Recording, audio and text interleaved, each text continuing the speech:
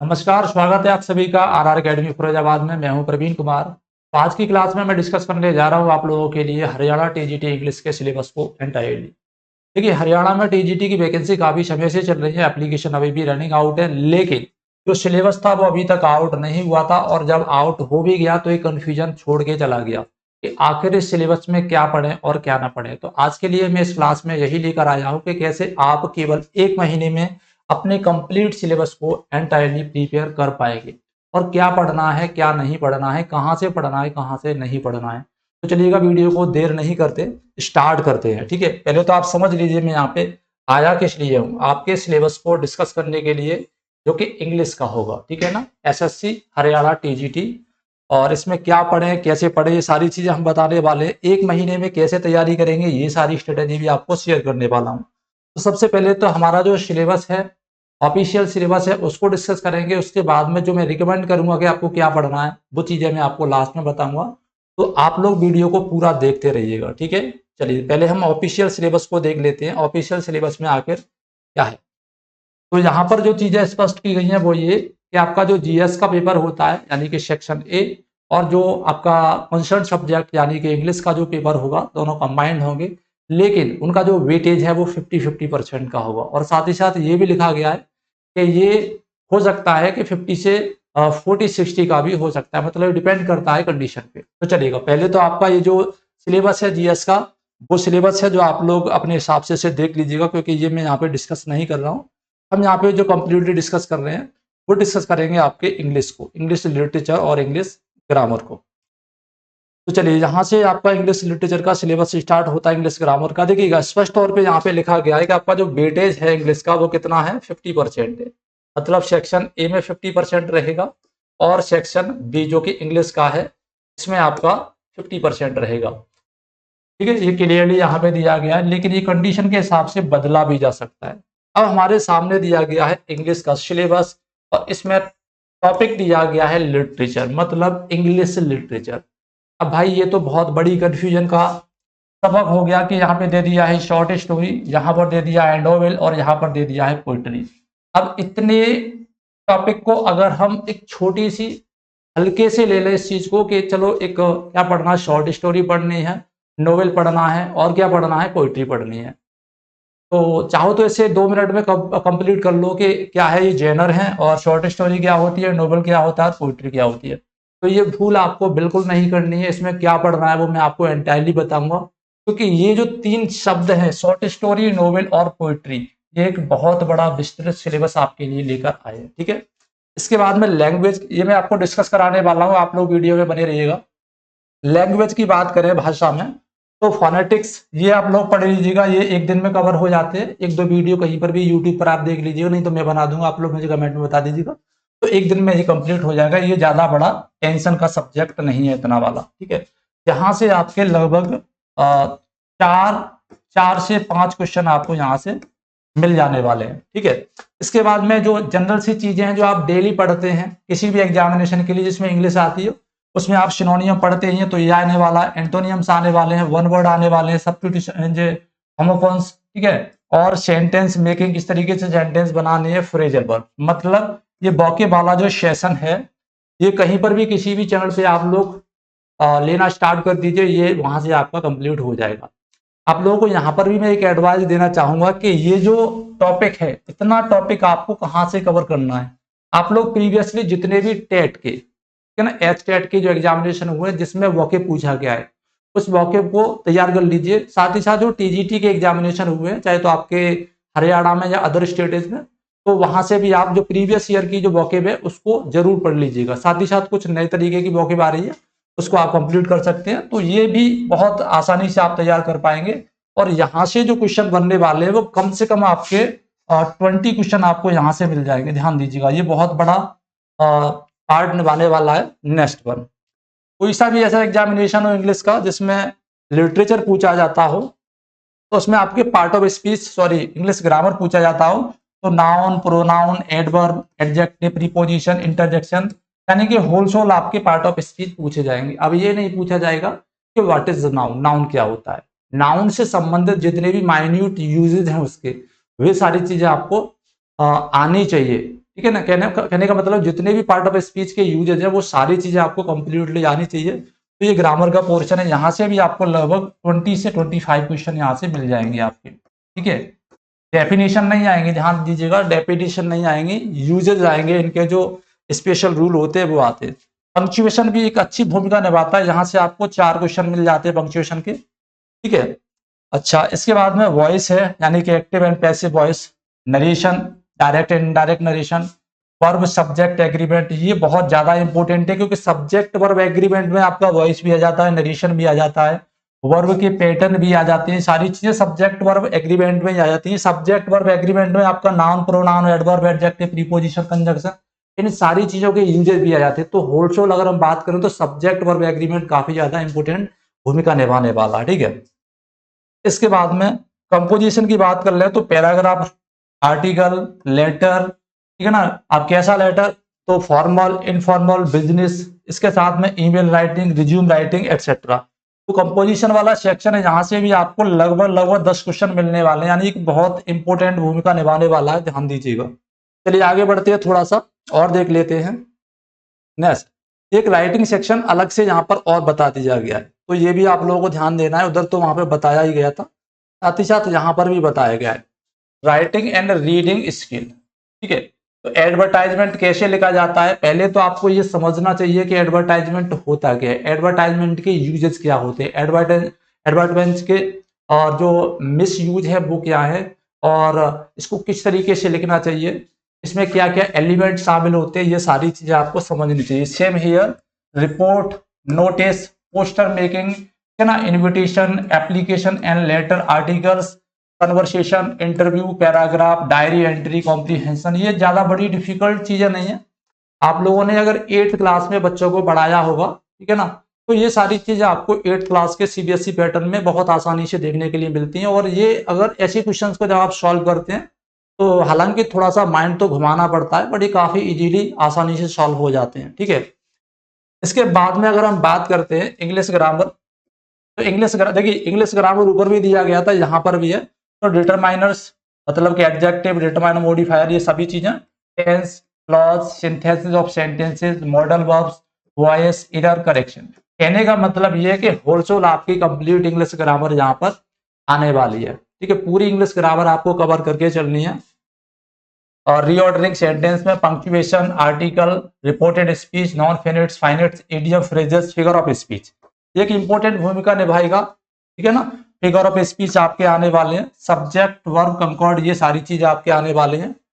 Type of paragraphs, जैसे poetic device, देखिए मैंने ऊपर जो डिस्कस किया था पोएट्री, शॉर्ट स्टोरी, नोवेल, तो पोएट्री के अंदर ये सारी चीजें आ जाती हैं। पोएटिक डिवाइस क्या होते हैं, ठीक है ना, इनफाइनेटिव, जीरंड, क्लॉजेस, ये कुल मिला के आपका कंप्लीट इंग्लिश ग्रामर यहाँ पर दे दिया है। तो आपको इंग्लिश ग्रामर का तो कोई भी टॉपिक स्किप नहीं करना है, वो तो आपको कंप्लीटली पढ़ना ही पढ़ना है।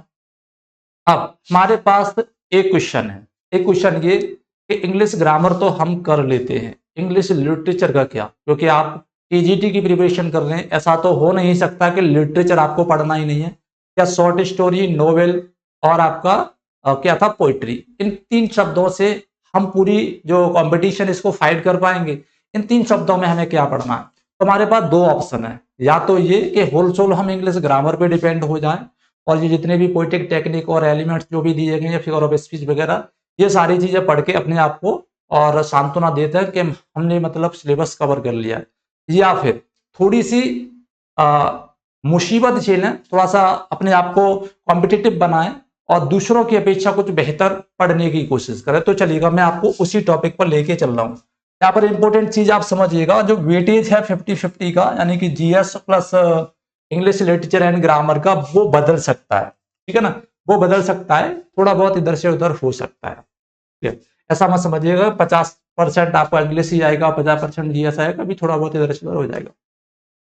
अब हम चलेंगे कहां पर कि हम आपको जो टेक्निक बताने वाले हैं वो किस तरीके से और काम करने वाली है। ठीक है, तो चलिएगा, देखिए आप लोग बिल्कुल भी ऐसा नहीं सोचे कि मैं आपको कुछ एक्स्ट्रा वेगेंट चीजें बताने वाला हूं। 2 तरीके के लोग होते हैं, एक तो उस चीज को कंप्लीटली तैयार करने वाले और एक उसको स्किप करने वाले। ये आपके ऊपर डिपेंड करता है कि आप उसका सामना करेंगे या उस चीज को स्किप कर देंगे ये सोच के कि इंग्लिश ग्रामर से काम चलाने वाले हैं। तो दिल थाम कर बैठ जाइएगा, यहाँ पर मैं आपको कुछ चीजें बताने वाला हूँ कि आपको पढ़नी है। देखिएगा, सबसे पहले हमारे पास जो टर्म दिया गया था, आपको क्या तैयार करना है, पोइट्री। अब पोइट्री का मतलब क्या है, पोइट्री तो उन्होंने दे दिया, पर पोइट्री में पढ़े क्या। तो सबसे पहले तो आपका ऑरिजिन ऑफ पोइट्री, यानी कि पोइट्री की शुरुआत कहाँ से हुई, पोइट्री है क्या है, पोइट्री का मतलब क्या है, पोइट्री के यूजेस क्या है, पोइट्री के टाइप्स क्या है, ठीक है ना, कितने फॉर्म्स है पोइट्री के, ये सारी चीजें आपको आनी चाहिए, ठीक है ना, जैसे बैलेड है, एलेजी है, ये सारी चीजें आपको। इसके बाद में ये दूसरा पॉइंट मैंने बता दिया आपको only, types of poetry, forms of poetry etcetera. तो इतने में आपका ये कवर हो गया। अगर आप इतना कवर कर लेंगे तो पॉसिबिलिटी है कि आपका 50% पोइट्री वाला सेक्शन, 50% पोइट्री वाला सेक्शन कवर हो गया इतनी चीजों से, 2 पॉइंट से। अब हमें क्या इतना ही पढ़ लेना चाहिए या इसके आगे और भी पढ़ना चाहिए। तो ये जो चीजें मैं आपको बता रहा हूं, ये चीजें आप कब पढ़ेंगे, जब आप इंग्लिश ग्रामर का जितना भी सिलेबस जो आपको समझ में आ रहा है, समझ में आ रहा है वो सिलेबस आपने कंप्लीट पढ़ लिया है, अब आपको लग रहा है कि कुछ एक्स्ट्रा पढ़ना चाहिए, तो उस कंडीशन पे आप पहले ये 2 पॉइंट पढ़ेंगे। ये 2 पॉइंट छोटे नहीं है, यहाँ पर बहुत सारी चीजें आपको मिलेगी पढ़ने के लिए, ठीक है। तो पहले ये पढ़ेंगे, उसके बाद में जो दूसरा सेक्शन है हमारा, मैं बताऊंगा आपको अभी। दूसरा सेक्शन अभी जस्ट मिनट, दूसरे पेज पे होगा। हम्म ये वाला तो दूसरा सेक्शन है इसी में, नोवेल का।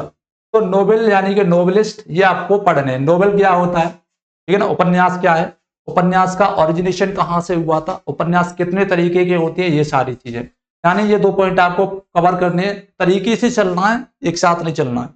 इसके बाद में हमारे पास जो दूसरा सेक्शन था शॉर्ट स्टोरी का, तो शॉर्ट स्टोरी में भी आपको क्या करना है कि शॉर्ट स्टोरी की ओरिजिनेशन कहाँ से है, ऑरिजिन क्या है, डेवलपमेंट क्या है, kinds of short story etcetera, ये एलिमेंट शॉर्ट स्टोरी के क्या है। मतलब ये 3 पॉइंट हमने 2 पॉइंट तक पढ़ लिए। अब इसके बाद में जरूरी ये नहीं है कि इनकी ऑर्गेन, इनके टाइप्स, इनके एलिमेंट ही आपसे पूछे जाएं, क्योंकि यहाँ पर कहानी खत्म नहीं होती है। अब आपको इनके लिए जो इंपोर्टेंट राइटर हैं, उनके जो सबसे ज्यादा most famous, most popular works हैं, वो तो पढ़ लेने ही है। साथ ही साथ अब 1 महीने में आप इतने सारे राइटर्स को कैसे कवर करेंगे, तो उसका एक छोटा सा तरीका मैं आपको बता देता हूं, वो आप फॉलो कर लीजिएगा, आपका काम हो जाएगा, ठीक है। आपका काम हो जाएगा, कैसे हो जाएगा, आपको इसमें कुछ भी एक्स्ट्रा वेरिएंट नहीं पढ़ना, कुछ अलग से नहीं पढ़ना है। आप क्या करेंगे, आपने अभी तक जितने जो वीडियोज देखे हैं या जो भी आप तैयारी का सोर्स पकड़े हुए हैं, उनमें देख लीजिएगा जॉफरे चौसर के पीवाईक्यू, ठीक है, विलियम लैंगलेट जो कि चौसर के साथ में ही है, इनके PYQ question, John Gower, Edward dispenser का मोस्ट फेमस वर्क है, उससे कुछ 1-2 लाइनें आपसे पूछी जा सकती हैं, ठीक है ना। क्रिस्टोफर मार्लो की कुछ पोइटिक चीजें पूछी जा सकती हैं। William Shakespeare, William Shakespeare the most important figure in English literature, so you have to complete William Shakespeare. 154 sonnets को आप अच्छे तरीके से समझ लीजिएगा, इनके बारे में पढ़ लीजिएगा, ठीक है। और इनकी कुछ लॉन्ग नरेटिव पोइम्स है, वो भी आप लोग देख लीजिएगा। हेनरी हवार्ड, ठीक है ना, इनको भी थोड़ा सा समझना, इनकी क्या भूमिका है इंग्लिश लिटरेचर में, पोएट्री के सेक्शन में।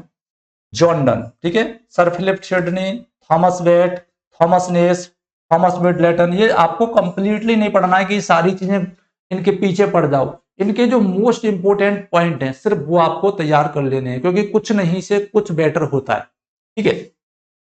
इसके बाद में आपको क्या पढ़ना है, जॉर्ज पीली यूनिवर्सिटी बिट्स। कहने का मतलब ये है कि जब पोइट्री की बात आ रही है तो आपको यूनिवर्सिटी बिट्स को भी अच्छे तरीके से पढ़ लेना चाहिए। जॉन डन, तो आपको फिर मेटाफिजिकल कोट्स को भी पढ़ लेना चाहिए। जॉन ड्राइडन और जॉन मिल्टन। देखिए यहां तक तो मैंने बता दिया जो आपको हल्के हल्के लेना है, हल्के हाथों से लेना है, मतलब कंप्लीटली इन पे टूटना नहीं है। लेकिन अब जो पोइट्स मैं आपको बताने वाला हूं, वो पोइट्स कौन से हैं जो आपको कंप्लीटली चीव करने हैं, जिनको आप रोजाना पढ़ते हैं। इनमें सबसे पहले नाम आ जाता है आपका एस.टी. कॉलेज का, बायोग्राफी लिटरेरियन का पढ़ लीजिएगा, ठीक है ना। The rime of the ancient mariner, Kubla Khan, ये कुछ इंपोर्टेंट कंपोजिशन है इनकी, ये आप जरूर देख लीजिएगा। नेक्स्ट वन, विलियम वर्ड्सवर्थ, कौन नहीं जानता है। लिरिकल बैलेड्स में कुछ इंपोर्टेंट पोइम्स हैं इनकी, लगभग 19 पोइम है, तो वो आप लोग देख लीजिएगा, इंट्रोडक्शन वगैरह, समरी वगैरह उनकी। कुछ लाइनें जो इंपॉर्टेंट हैं, ओड ऑन इंटीमेशन इमोर्टलिटीज की, इस तरीके की लाइनें आप देख लीजिएगा। William Blake, Robert Southey. इसके बाद में आपके पास है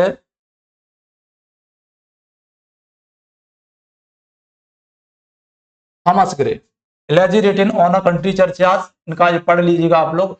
जॉन कीट्स के जो इंपोर्टेंट वर्ड्स हैं उनके बारे में आप समझ लीजिएगा। रॉबर्ट ब्राउनिंग, है ना, रॉबर्ट ब्राउनिंग की कुछ इंपोर्टेंट पोएम है, वो आप जरूर देखिएगा, जो ड्रामेटिक मोनोलॉग है। टेनिसन, ठीक है ना।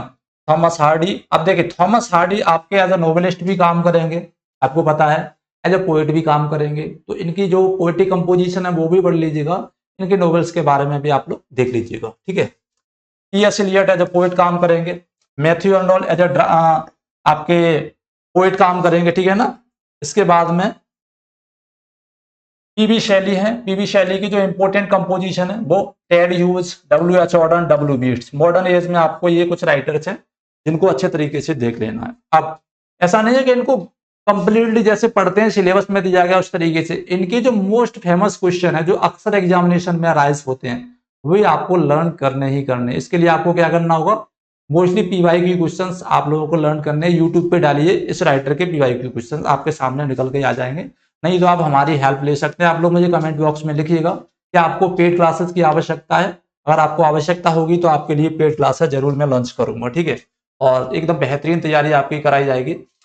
इसके बाद में नोवेलिस्ट। अब नोवेलिस्ट, अब नोवेल की ओरिजिन कहाँ है, कहाँ से स्टार्टिंग हुई थी, तो शुरुआत से लेके और इनका जो डेवलपमेंट है वो तो आपको समझना ही होगा। मोस्टली क्वेश्चन डेवलपमेंट से आपके पूछे जाएंगे, लेकिन जो इंपोर्टेंट और फेमस राइटर है यानी नोवेलिस्ट हैं उनके कुछ फेमस नोवेल है, पॉपुलर नोवेल है, उनसे भी क्वेश्चन पूछा जा सकता है। कैरेक्टर्स के बारे में पूछा जा सकता है कि कौन सा नोवेल कब पब्लिश किया गया था, किसने पब्लिश किया था, इनमें से कौन सा नोवेल किस राइटर का नहीं है, ऐसे क्वेश्चन आपसे पूछे जा सकते हैं। इनमें इंपोर्टेंट राइटर आप नोट करिएगा, जेन ऑस्टन के कुछ famous work, Charles Dickens, George Eliot, Virginia Woolf, Thomas Hardy, Mary Shelley, है ना, चिनुए के, इसके बारे में तो थोड़ा सा पढ़ लीजिएगा, और हेनरी फील्डिंग, ठीक है। आगे चलते हैं। नेक्स्ट है हमारे पास में अगला सेक्शन जिसको हम शॉर्ट स्टोरी के नाम से जानते हैं। और शॉर्ट स्टोरी ये टर्म आपने देख लिया, आप लोग घबरा गए होंगे, कंफ्यूज हो गए होंगे कि शॉर्ट स्टोरी आखिर क्या पढ़े, शॉर्ट स्टोरी में पढ़ना क्या है। तो शॉर्ट स्टोरी आप लोगों ने, अगर आपने 8th क्लास के सेक्शन को पढ़ाया है तो जैसे ओ हेनरी है, ओ हेनरी का लास्ट लीप है, इस तरीके की कुछ शॉर्ट स्टोरी आपने पढ़ी होगी, ठीक है ना। तो ऐसे ही राइटर हैं, कुछ आपके इंग्लैंड के राइटर, ब्रिटिश राइटर हैं, कुछ आपके यूएस राइटर हैं, ठीक है ना, कुछ अदर फॉरेनर राइटर भी हैं। तो ऐसे राइटर्स आपसे पूछे जा सकते हैं कि ये कंपोजिशन है, सॉरी ये जो स्टोरी है ये किसके द्वारा लिखी गई। मोस्टली जैसे क्वेश्चन जो पूछे जाते हैं वो शॉर्ट स्टोरी के शॉर्ट कलेक्शन पूछे जाते हैं। जैसे कि अब यहाँ पे इंपोर्टेंट फिगर है शॉर्ट स्टोरी के उसमें, तो डब्ल्यू समरसेट मॉगम, इसके बारे में इनके, ये जितने राइटर यहाँ पे जो मैं बता रहा हूँ ये इनके बहुत सारे शॉर्ट स्टोरी कलेक्शन नहीं है, किसी के 2 हैं, किसी के 3 हैं, किसी के 4 हैं, जिनको आप आसानी से पढ़ सकते हैं। उनके इंट्रोडक्शन को बड़ी आसानी से याद भी कर सकते हैं, ठीक है। तो वी.एस. पेट्रेच, एल्विन वॉग, ठीक है ना, Muriel spark, sir Arthur Charles Clark. इसके बाद में नेक्स्ट हमारे पास है ओ हेनरी, मोस्ट इंपोर्टेंट है, ठीक है ना। और Ernest Hemingway, Ernest Hemingway as a novelist के रूप में भी काम करेंगे, as a short story writer के रूप में भी काम करेंगे, विलियम फॉकनर पोएट के रूप में भी काम करेंगे, ठीक है ना, और शॉर्ट स्टोरी के रूप में भी Mark Twain, Henry James, H G. Wells, Rudyard Kipling, most important figure है शॉर्ट स्टोरी के रूप में लियो टॉलस्टॉय, ये कुछ इंपोर्टेंट फिगर है, ठीक है, चलिएगा। इसके बाद में तो ये है हमारा सिलेबस जो मैंने आपको डिस्कस कराया। अब 1 महीने में कैसे करेंगे, मैं जानता हूं आप लोग इंग्लिश ग्रामर को कंप्लीटली पढ़ चुके हो। इंग्लिश ग्रामर में जो सबसे इंपोर्टेंट सेक्शन आपका बचा हुआ है वो है आपका वोकैब। बाकी का इंग्लिश ग्रामर आप ऑलरेडी जानते हैं क्योंकि आप सभी लोग ऑलरेडी टीचर हैं, कहीं ना कहीं पे पढ़ा रहे हैं। तो आपका ये सेक्शन बचा प्लस इंग्लिश ग्रामर का वोकैब का सेक्शन बचा, figure of speech, literary terms, ठीक है ना, ये सारी चीजें आप रोजाना पढ़ते हैं तो इनमें ज्यादा टाइम देने की जरूरत नहीं। अब आपको चीजें पढ़नी है वे जो आप लोग जानते नहीं है, ठीक है ना। तो जानकारी अच्छी लगी हो तो वीडियो को लाइक शेयर सब्सक्राइब जरूर करिएगा, और कमेंट में बताइएगा कि आपको पेड क्लासेस की आवश्यकता है। अगर आवश्यकता हो तो आप दिए हुए नंबर पे जो आपकी स्क्रीन पे चल रहा है इस पर मुझे कॉल भी कर सकते हैं, व्हाट्सअप भी कर सकते हैं, या फिर हमारी एप्लीकेशन RR अकेडमी फिरोजाबाद को डाउनलोड करके अपने कोर्स में एडमिशन भी ले सकते हैं, ठीक है ना। Thank you.